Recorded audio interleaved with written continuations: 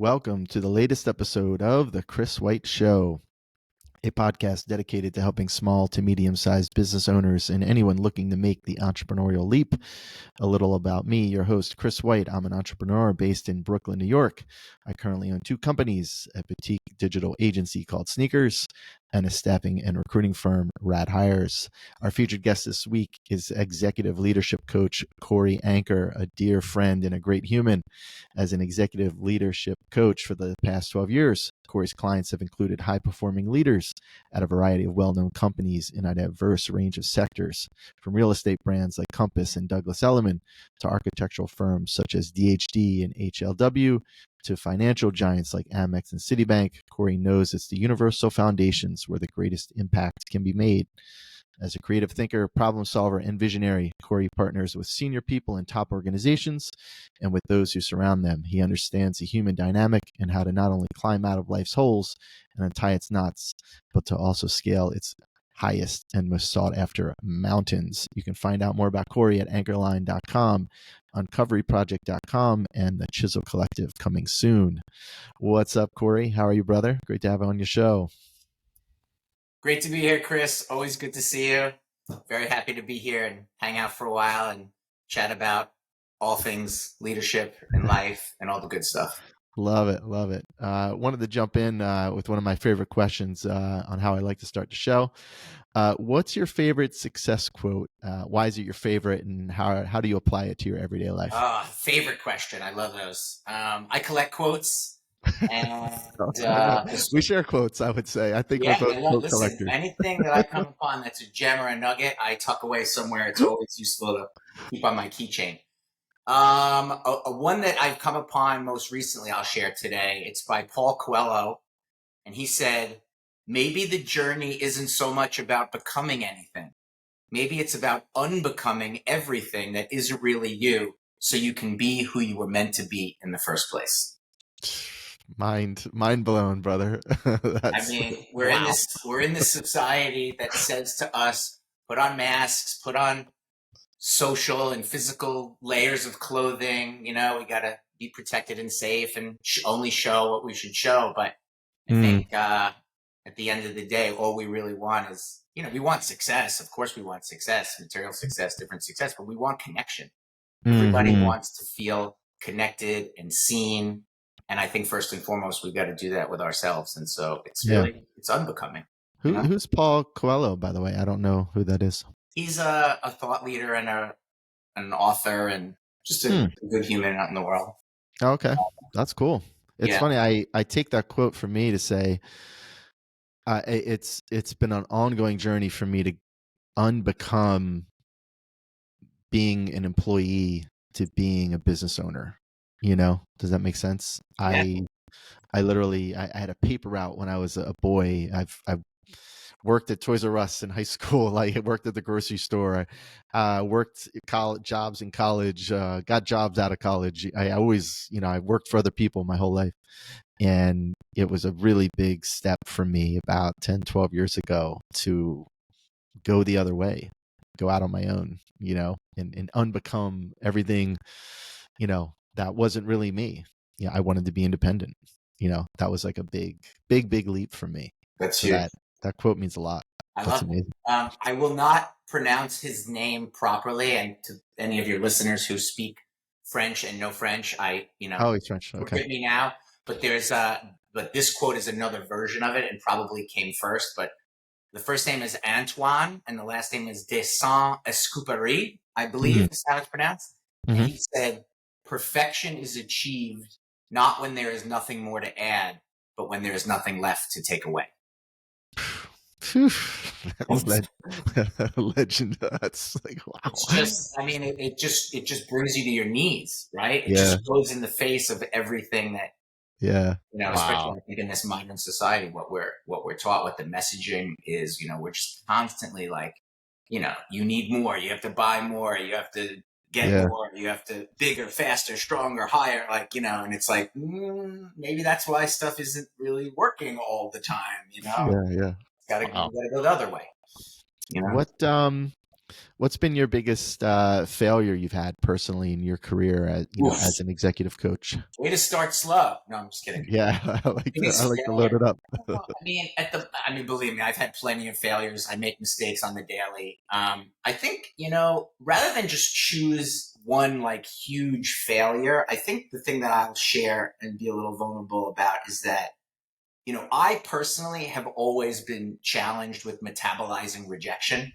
Hmm. Again, we're pack animals. Acceptance is a fundamental need along with all the other, food, water, shelter. And, ever since I was young, all I really wanted was acceptance. And I, at a very young age, was always praised. I had confidence, Hmm. but I didn't um, always have the highest level of self-worth or self-esteem. And I think they get collapsed. I think a lot of times people think that they're the same thing, but they're really not. Mm. You show me somebody who can stand up in front of 100 people and give like a powerful speech, and I'll show you someone who has confidence. But that in and of itself, though they can go hand in hand, but self-esteem isn't the same thing.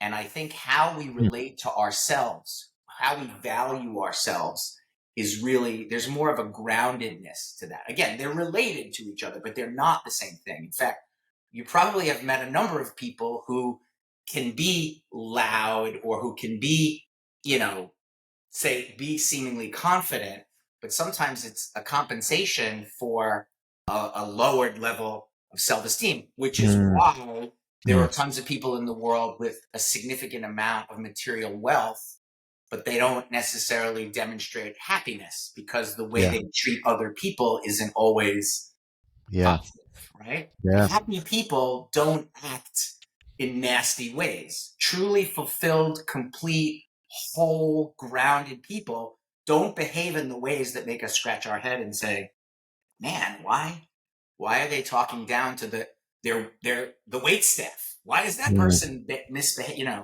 Yeah.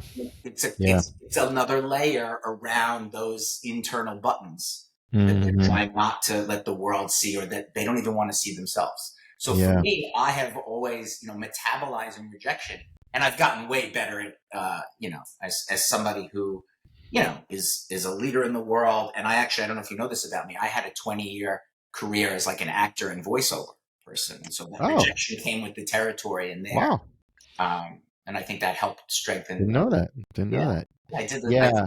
the commercials back in the day. Oh man, that's amazing. Yeah. I think when I originally went out on my own, that was one of my biggest, issues was dealing with rejection, or a lot of people that don't want to go out and be an entrepreneur because they don't think they can handle the rejection they're going to get, because you're going to get rejection. It Yeah. just comes with the territory. Especially if you're doing more like B2B services type businesses, consulting, even coaching. It's just part of the process. And I managed to get better at handling that over the years. And I think when we were talking the other day, man, I really, you got to play mental games with yourself. I think you've got to really, whenever I feel myself getting down on myself or metabolizing something like rejection, I note it. I do recognize it, but I then think of something positive. I try to take that signal and turn it into something else as quickly as I can. Those signals are still there. I'm programmed a certain way, but I'm slowly over the years trying to reprogram the way I handle certain situations. It's key. It's key to do that. I mean, the mind doesn't know, Mhm. the difference between what is actually happening and what we feed it. Yep. And, Hmm. it is the most normal human experience to get down, especially, ironically, it's the high performers that often have the most self-criticism. It's Yeah. funny if you've ever heard somebody like stand up to give a comment, like in a meeting or whatever, and they go on for a little bit. Sometimes somebody will say like, "Oh, I'm all over the place," and almost without fail, the person who says I'm all over the place tends not to be all over the place. The person who's really all over the place has no idea. They're just rambling and they think it's, you know. Yeah. So it's really like the people that are most aware of self that tend to get down on themselves. And I think Mm. it's like if you've ever gone shopping for a fragrance, a cologne, a perfume, or whatever. At some point after the second, third, or fourth one you try, your olfactory nerve gets overstimulated. They all start to smell the same. So you have to reach for that coffee bean to reset the nerve so that it will resensitize. And I think in life, we've got to find those coffee beans, because if you're not careful, right, you just start to get down on yourself, and the perspective is just from that angle, and we just think it's real, but it's not. It's not real. And if we just take a breath, fill up on whether it's acknowledgement from someone you trust, or I don't know. For me, sometimes it's seeing a good movie or good art. It just resets. It just makes me reorient and go, you know what? Yeah, that may have been a miss or a mistake or a failure or whatever, but it's not nearly the size that I think it is. It's like a shadow on the wall, right? The object itself is this size. We make the shadow a million times larger. And if you can get that object back close to the surface, you see it shrink down into its actual size, rather than the projected size we make it mean. Yep. What for you was a eureka moment while working in your executive coaching business, where, did you have a moment where things started to click for you, and, it really helped just sort of push your business in a positive direction? That's a good question. I think this may be kind of simple, but the most powerful moments that I have ever had with my clients, with a team, with an organization, it comes down to simplifying and being really just present and in the moment. I think a lot of times when the stakes get high, we look for the bells and the whistles, or like the big thing that we can perform.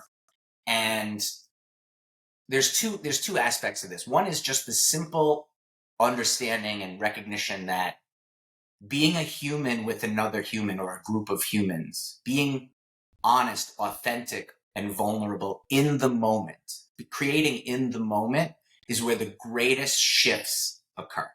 Breakthroughs can happen at any time, and they don't come from a huge projection and like a big dance.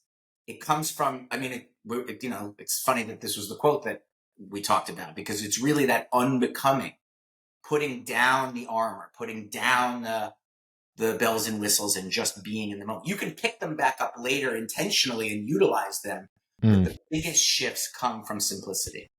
And I think related to that is, we were talking a little bit before, we hit record, and I think in life, and in this society in particular, there's a discomfort that comes if we experience not being seen, not having that connection. And so people, human beings in general, we reach for stimulation and distraction in various forms. I mean, in its most extreme, there are people who may reach for alcohol or drugs or compulsive shopping or something like that. But even on the other side of the spectrum, we may procrastinate on things. We take what I would call non-spiritual things and try to fill them into our spiritual holes. And by spirituality, to be clear, I don't mean God, and I don't mean religion. I just mean, something beyond just our own human form, even if it's the collective, even if it's the community. So when we're not having that experience of being seen or being connected to, we reach for anything to kind of, numb or distract or stimulate. And the most important thing is to fill those with spiritual items. Some people meditate. It doesn't have to be, sitting on a mountaintop, but it's just getting slower. It's slowing down, getting connected to yourself, even if it's just your goals. Like, what do you want from this moment? What do you want from this relationship? What do you want from this business? What do you want from this day? Like, what do you get really quiet and listen to yourself, instead of, right, we're always looking, what's the next book? What's the next thought leader say? Those are all great things. But at the end of the day, if it's always externalizing and trying to live life from the outside in, I think we end up as rats on wheels. You're never really going to get there. You can use those intentionally, but the foundation needs to contain a relationship with self and being able to live from the inside out. Yeah. What do you do, consistently daily that sets you apart, makes you a successful, executive coach? Are there some things that you feel you're doing The that make you first, successful? the very first thing I do, as funny as this may sound, the absolute first thing, after like giving myself maybe 30 seconds, once Like when you wake up. consciousness hits my brain, I I get oriented. I try to find even one thing to kind of be grateful for. But that's not so funny. But the funny thing is, the first action I take, make my bed. It's the very first thing I do. And Okay. there are, you can find YouTube videos from men who are even greater than I am. There are some military guys. There's a Navy SEAL who talks about this. He does a great thing. But it begins the day in motion, accomplishing the first task that you possibly can, and Mm, it generates momentum. Even if it's like a small amount, I feel mm, accomplished. I feel like mm, I can carry that little bit of energy into the next tasks of the day, and it gives mm. you a real on ramp to get to the bigger items. Plus, at the end of the day, whether it's a good or bad day, even if it's a terrible day, you end up coming home to a made bed. Yeah. You know? I So love that's the very first thing. But then I also listen. I get quiet. I really do. I check in with myself. I always make sure to find my kids and my wife before they head off to school. mm, Give them a hug and a kiss. Look them in the eye. Check in with them. How you doing? Did you get a good sleep? Are you ready for the day? mm. Um, and in general terms, I really try to be present, and I always orient myself from a place of service. Yeah. When I'm showing up for other people, I find that my own needs get met. Yeah. Wow. I love the make the bed thing. I mean, I'm not like that particular about it, or I haven't been that particular about it with my daughter even, but I feel in terms of the momentum, or even those days where I exercise in the morning, I look at it as you're generating positive energy, you're doing a task, you're getting something going, you're getting that momentum going And that you you talked complete about, it. and you completed something, right? Even if it was for 15 minutes or a half hour, I feel like I do so much better on those days.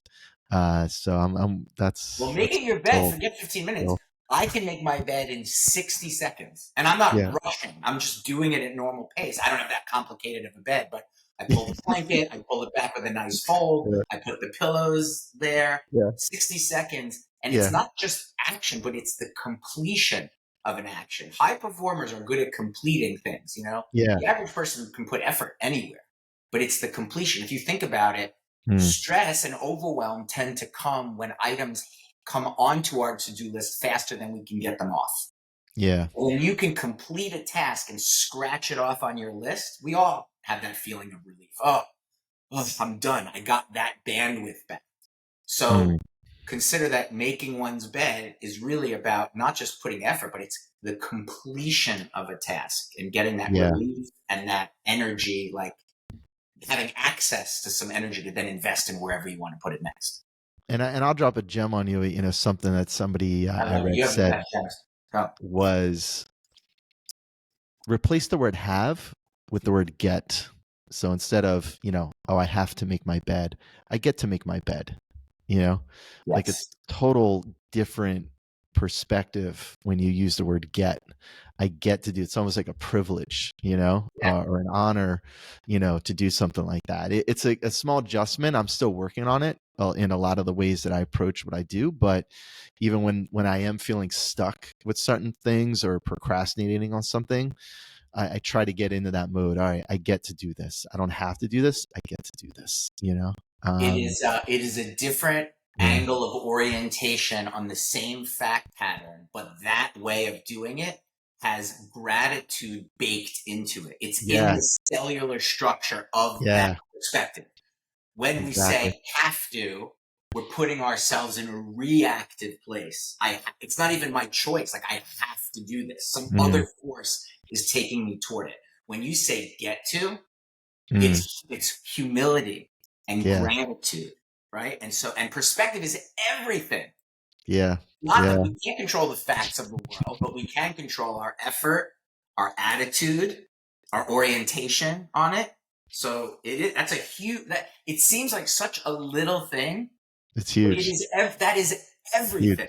It's a Yeah, different filter, Yeah. right? It's like if you were looking through, I don't know, if you were looking through glasses and they were like, I don't know, yellow, and you switch them to blue or some other color, like, yeah, it's just the filter, but everything you see through that layer, everything, everywhere you look, down at your feet, off to the horizon, everything gets changed by that simple Yeah. filter.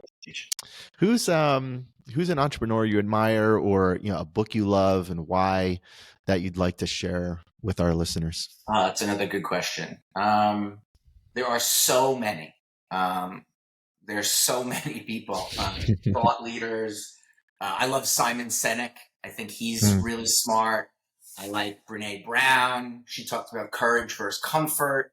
And what I love about her is that it's not just like off the top of her head. It's from, was like a researcher. Like it's from the data. She's interviewed thousands and thousands of people. And so it's not just her opinion, though she does happen to be brilliant, but it's literally what the research and the hard data has bear that. So I think, but today, you know what, let me mention, something, a very simple, short book and the reason why I'm going to mention it is because it is simple to understand and it is easy to try to implement, but very difficult to master. And that's a book by Don Miguel Ruiz called The Four Agreements. It's based on ancient Toltec wisdom.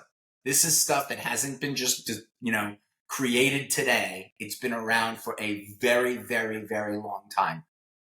And it basically has, it just has like four principles. And again, I mean, I can say what they are, and you'll see that they're very, they're simple. Like I'm going to say them in a second, and it's like, oh yeah, well that makes sense. But if you really try to practice them on the regular, it's not easy, and that's okay because this is all, it's progress, not perfection. So there's four of them. The first one is be impeccable with your word. And he uses that word on purpose, impeccable. He says, speak with integrity, say what you mean and mean what you say, and avoid speaking negatively about yourself and also gossiping with others, right? That makes sense. It sounds good, but it's very, very difficult to really do that with, utmost effect, right? Wow. The second one, don't take anything personally. Think about anything. Don't take anything personally. Even when somebody is saying that hurtful comment to your face or your name is in that email or whatever. Because what he's saying is it's really not about you. It's about the other person's orientation. Yeah. Right? Yeah. Wow. The third one, this is a good one for me. Don't make assumptions about anything. Oh, Don't man. assume anything. Right? Try to find the courage to ask questions and express what you really want. Like communicate clearly with others. Don't be afraid to keep it to yourself. And the last thing is always do your best. And he said, look, our best will change from day to day, but whatever it is for you today, do your best. So be impeccable with your word. Don't take anything personally. Don't make assumptions, and always do your best. And if we practice these four things, it's not easy, but life just gets better. Easier. Yeah. Wow. Drops mic. I'm still a work in progress here. Right. I mean, we all are, bro. I need to write those down literally on the door. Like you teach, that's think about how, if you could instill just those four things in your children, how far they could go in life. Like what a foundation that is for your life. You could accomplish anything with that it's freeing. It's actually freeing, but and it's this was completely unplanned, but what I'm noticing is the quote where we started, everything is aligned and connected in this conversation, because these things are, putting down some of the, right? It's like unbecoming, right? It's like, just be yourself. Don't take what somebody else, don't put that on. Someone says something to you, don't take that rejection and put it on like a vestment. Don't assume anything, just do your best. It really, there's almost like a nakedness to it, which is terrifying, right? Who wants to be vulnerable in this world? But it's the things that we put on and that armor that, they may protect us and keep us safe, but they also block certain things. Yeah. We have the courage to kind of take it all off in a way not we shouldn't take everything off in every space, right? We have to be responsible. But if we can practice just 5 or 10%, more authenticity, more vulnerability, it like opens us up to get our needs really met and to actually find the happiness that all of us are after. Mm-hmm. Let's I want to switch gears and really dive in a bit more and help our listeners understand, coaching. And, for anybody out there who might be interested in becoming a coach or working with a coach, but let's talk first about that word coach. What's the difference between a coach and an advisor / mentor? It's a great question. It's and I think it goes to the heart of what those who know, and what those who don't know might be. It's a great question. So listen, first of all, let's just say that the word coach is used in the world a lot. You hear it a lot, especially now. I've been doing this a long time. So I've been doing this now like a decade and a half.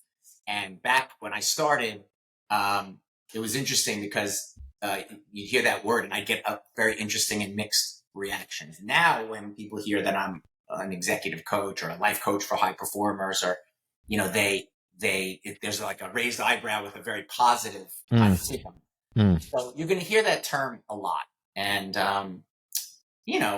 people will use it and it's not always the way I was trained in it. So let me just say that when I'm talking about pure coaching, like I'm just wearing my coach hat. I'm not actually being a mentor or an advisor. Okay. Mm-hmm. It is about being reflective. Okay. Picture a mirror. So if you were to be getting ready for, let's say, date night or a big meeting or something that mattered to you, you always look good when I see you. So I'm assuming that you use mirrors from time to time, right? So if we use a mirror, we do it because we know, consciously or otherwise, that it will provide information that without it we wouldn't have. Our eyes are oriented in the front of our head. We can't see our back or our side very well. So we use a mirror and it gives us a bigger range of motion to see our physical form.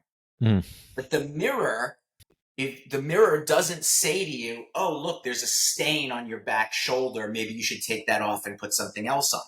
The mirror doesn't say, ooh, you look awesome in those pants, you're good to go. That is entirely up to you, the person looking into the mirror. So you're given a wealth of knowledge beyond your own limited self, but what you do with it is up to you. You're not being told what to do. You're thinning out your blind spots and being able to make decisions, but they're better. They're like more empowered because you've got more information at your fingertips. So that's what pure coaching is. It's being reflective.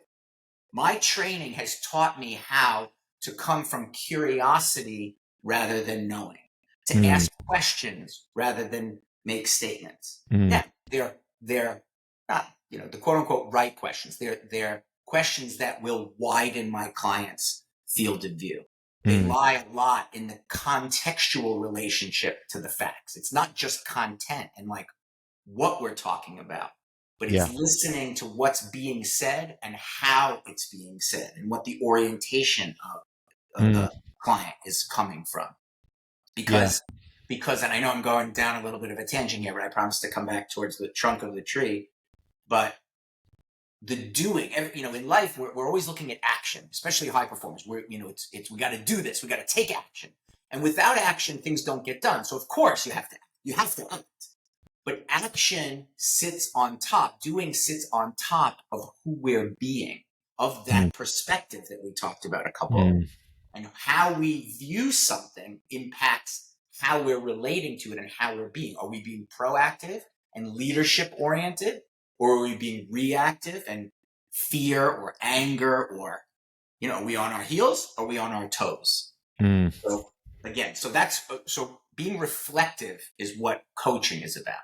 Yeah. Being a mentor or an advisor is being directive, right? Okay.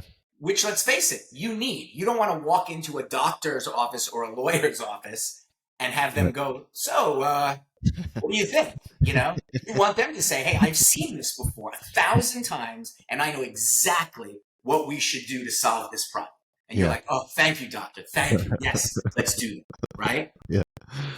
So I try to combine the two, but Okay. that is the fundamental distinction. If we boil it all down, it's direction versus reflection. Nice. That makes sense? Yeah, man. So, being a coach, I mean, at least to me, sounds like a glamorous gig. I've actually, contemplated at some point becoming a coach. I love talking to people about business, or I get so excited when somebody's, trying to do something business related. But, what's under the covers? What's the hardest part about being a coach? Oof, that's a good one. Well, first of all, look, coaches lead and leaders coach. You show me a leader in the world and I'll show you somebody who's coaching somebody, even if it's not, a signed coaching agreement and they meet once a week and whatever, right? They're still showing up to provide support, right? And coaches absolutely lead. If you find someone who's living under a rock but claiming they're a coach, because you got to walk your talk. I would say that if we pull away what you're saying is sort of like the glamorous packaging, one of the hardest things is maintaining a real openness and open-heartedness. I have to be vulnerable with my clients and transparent. I have to maintain connection. I said earlier in the conversation, the biggest breakthroughs come being a human with another human. And that is hard because what I'm really getting hired to do, people may say like, I want to achieve this result, or nobody really says like, I want to break through in relationship, or I want to break through in wealth creation. But that's really what they're hiring me for. And because in order to get that new result, they're going to have to exit their comfort zone. Because look, everything in your comfort zone is something you already know, you've already experienced, you already understand. In order to get a new result, you have to take new action and you have to find a new understanding and a new connection. And that is outside the confines of that warm, safe, fuzzy place. And it's scary. And different people have different reactions when they get scared. Some people shut down and close off. Some people get angry. And sometimes it's not even that extreme. People will just get, quote unquote, busy. All of a sudden, their resources dry up. Not literally, nothing's really changed, but their perspective on those resources go away. I no longer have money for that. I no longer have time for that. I no longer have willingness for that. We make excuses and we create stories because they justify inaction. They justify keeping us safe inside that center of our comfort zone. So back to your question more directly, it is really heartbreaking and difficult at times when somebody that I know is an incredibly competent human being, intelligent human being, and has shared with me, I'm not the one saying you should go create this result. They shared with me in an intimate conversation that what they want more than anything in this life is to grow this business so they can serve and help the world, or they can grow this relationship because really what they want is to just love someone. And they get to that edge and they conveniently change their mind. Oh man. And it can be heartbreaking. And you have to stay with that heartbreak and be with them and hold their hand and in the face of their own fear and discomfort. Yeah. And that is not easy. Wow. No, man. And remember, I said I was a guy who has a hard time metabolizing rejection. Right? I mean, I've worked on it, so you can imagine. Yeah. Right? That kind of naturally dovetails into my next question. Like what makes someone coachable? In other words, why do some people thrive more than others? Like when working with you, when working with a coach? Oh, these are really good, meaty questions. Look, I think that certainly having a goal, a drive, a desire is important. Remember, I said it's about being reflective, right? So you have to walk to the mirror. I can't drag you to the mirror. You have to want to, in the literal mirror sense, it's about, I guess, looking good, right? I guess that's the desire. It's like, hey, I want to look my best for my date or for the business meeting or whatever, right? But you have to have a natural motion, a natural desire, a goal, or even if nothing else, to desire, changing something that's not working. Either way, right? Yeah. That's number one. And then honestly, the best thing that you could bring into a coach, into a coaching conversation is trust and a willingness, an openness, an honesty, a courage. You don't have to listen, you don't have to leap over your boundaries, but you just have to be willing to at least walk up to them, keep your eyes open. And when a reflection is provided, you know, just, again, I keep saying willingness, a willingness to let it in. Yeah. You don't have to agree. Yep.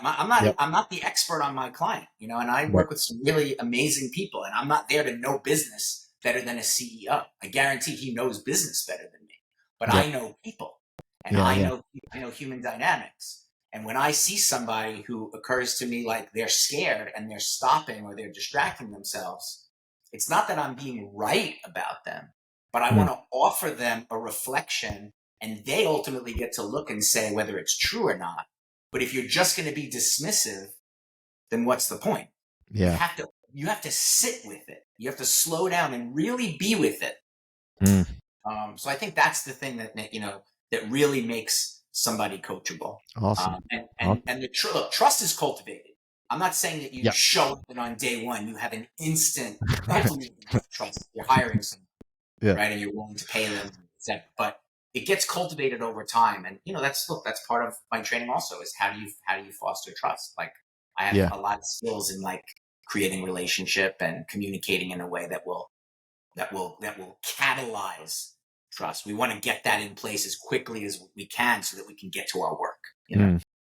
What are the top, since you've worked with a lot of, business owners and leaders, what are the top 1 to 2 things that you consistently see business owners and or leaders struggling with, would you say? Good question. Well, one of the things I'm sure will not surprise your listeners to hear about is time management. People are constantly like, I need to manage my time. I have so much going on. There's so many things. How do I manage time? The big secret that I'll let you in on is you can't manage time. Managing time is like trying to hold, going to the beach and grabbing fistfuls of sand and doing the best that you can to not lose a single grain, right? Can you imagine? I mean, impossible, right? Because that sand is going to flow out of your hand no matter what you do, and time is going to tick. You can't stop time. It's kind of a made up thing that we've all agreed to just so that we can have a culture and we can show up at the same place at the same time so we can work together, right? Yeah. Really what you want to do is you want to manage energy or your experience of time. We talked about perspective, right? When you're sitting in the dentist chair, time slows down. When you're like at your favorite rock concert, it goes fast, right? So you want to manage your experience of time. So there's a lot to this, but for the sake of this conversation, I would say know your energy level and go after the things that are going to sap your energy, like when you have a full tank. Go start your day, and if you're really energized at the beginning of your day, take on the big task. Move the ball downfield as far as you can until you have to pause because you need a response back or whatever, and go on to the next one. Once you feel your tank dip, go bang out the smaller things that will give you that relief we talked about before, that energy, like I said, from making your bed.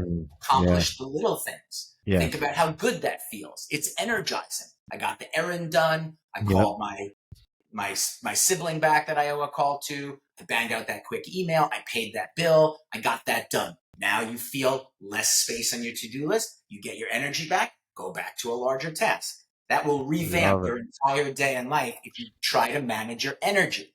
Don't fight the clock. You will lose every time. Wow. That's a big one. That's huge. What's another one that you feel you see a lot? I mean, look, the other thing that I'll say is, in general, it's trust. It looks like trust of other. If you boil it all down, it really is trust of self at the end of the day. Because if we knew that, if we really trusted ourselves, we wouldn't worry. We would take the chance on the other person. And let me be specific. So you're a business owner. You're generating whatever 6 figures and you want to go to 7, or you're generating low 7s and you want to get to 8, right? In order to do that, you need to grow. You need other people, right? You've got to train other people. You've got to hire other people. And one of the big walls that I see people bang into time and time again is, well, nobody's going to show up as passionate, as committed, as knowledgeable as me, the business owner. And guess what? Of course they're not. That's 100% true. You've been at this thing since day one. You've made all the mistakes and figured it all out. You're the one who's most economically incentivized. Of course they're not going to show up like you. Right. But if you don't trust them, you know where you'll get to. Yeah. Your level of scale or lack thereof will be exactly what it is right now, and you'll keep grinding your wheels. You have to learn to trust somebody and ultimately trust yourself. Take a small dip. Make an investment in somebody financially and from a temporal context. Put your time, put your effort, train someone. Don't just train anyone. Be smart about who you bring in, but find that person and trust them. The rewards down the line, hopefully soon, will be so sweet. You know they will, because you've been staring over that wall for all this time, hoping that you'll get there. But you can't, it's courage versus comfort. You have to practice the courage and trust to take a chance. A mitigated risk, hopefully a calculated risk, but you've got to take that risk. And if you look at any company in the world that's grown, any entrepreneur, any organization that you admire, that's what they did. So you can stay comfortable and small and keep grinding, or you can take a calculated risk, trust those people and ultimately yourself and what you've built. And over time, you will grow into that larger entity, and you'll get your time back. You'll get passive income. It happens. That's how it happens. Yeah. So trust. Well, one thing, hopefully, or maybe you can take this with you. It's another gem that I learned, and something I try to live by, and it's hard, but replace the idea of control with controls. So what does that mean? Instead of trying to, control people, and what they're doing, put controls in place, right? Standard operating procedures, make videos of how you do stuff, like make it so that you don't feel anymore that you have to control what everybody's doing, because you've got controls in place, and going back also to vulnerability, be vulnerable. Vulnerability builds trust. Your employees and people working for you, they will trust you more the more vulnerable you are with them. I mean, you don't have to give away all your vulnerability, but making those gestures, I think, always goes a long way and builds that bridge. Right. But we got a few minutes, brother, and like this has just been like you're blowing my mind as always. Like I'm just like what's I want to wrap up with a final question. What's your number one piece of advice you would give to someone who wants to become an executive coach? Number one piece of advice, I would say get training. I would say go get training. Obviously, if this is something of interest to you, you must be a human being who has either received help or service in the world and you want to give back, or you're a good-hearted human who just wants to make a difference in the world. People don't take on being a coach, if that's not true. And so kudos to you for being a good human who wants to give back to the world or make a difference in the world. Get support. And so get training and get supported. You're not meant to do this on your own. Yes, you can build your own practice. I'm an entrepreneur, and I have relationships that I can rely on when I go into an organization. I'm taking on a large amount of people, so I'll bring colleagues with me. But you can't. No man is an island, and no coach is one either. Develop a community, find a community, get training, learn about your craft, and just trust yourself. Really, you're going to be better. I'm almost like 14 years in. I'm a way better coach now than I was even when I was 4 years in. Yeah. Certainly better than 4 days in. So you're probably bringing some natural talent with you. You're probably a good communicator and a good listener, and maybe people in your world have reflected back that you're you're a good advisor. We already made the distinction between the two, but it's not bad. It's good to have an opinion. It's good to be intelligent, but go get training and develop some tools in your toolkit so that you can really show up in a multitude of ways with all the messy, crazy, brilliant, wonderful human beings in the world. Wow. Wow. Well, man, what legend, man. I can't thank you enough for being on the show. I think there's going to be so much for people to take away, from this. I'm constantly every day trying to work on my mental approach for life. And anytime we connect, brother, I just come away with so much positive energy and, such a different perspective on the way I should see things. So again, I appreciate you coming on the show, lending a great word for all of our listeners. We're going to get this posted soon. Hope you have a great rest of your week. And The feeling keep is rocking, certainly brother. mutual, my friend. It's always great to be with you. All right, brother. Thanks, man. You got it.